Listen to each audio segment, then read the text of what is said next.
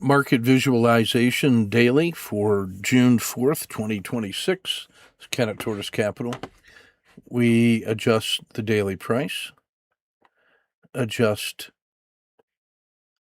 So that was the range box. That's the new price. The low of the day is our auto short. High of the day is our auto long, breakout from the yellow zone. We adjust the 5-day box, adjust the 5-day low, same as today's low.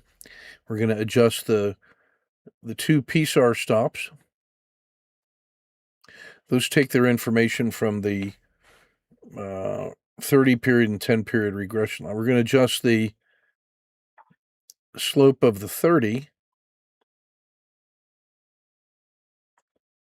That's still pretty accurate, staying on track with that slope. That's the normal slope of expectation. We're going to adjust the price reference day, slide it one to the right. Going to slide the 10-day bar, or the 10-day range to the right, and the 10-day low, and the 10-period regression. So that's day 1. Day 2, 3, 4, 5. So the red box is the 5-day look back. 6, 7, 8, 9, 10. That's the 10-period box. And the regression line's the best fit. That gives you the general trend line of the 10 days net. That's a 20-period regression line lagging by 10 days. So that's looking at days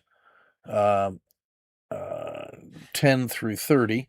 Now we're going to adjust the 30 box, adjust the 30-day low.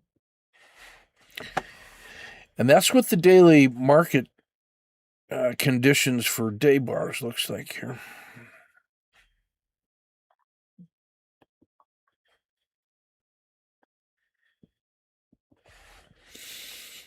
So the trend line here is steeper than this one. So this is slowing down a little bit compared to the big gains that were made in days 11 through 30.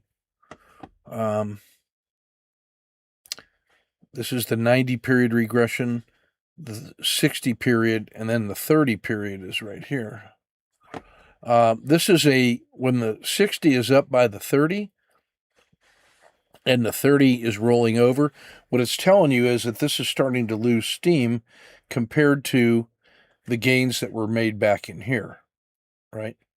So this is the 60 period moving regression slope.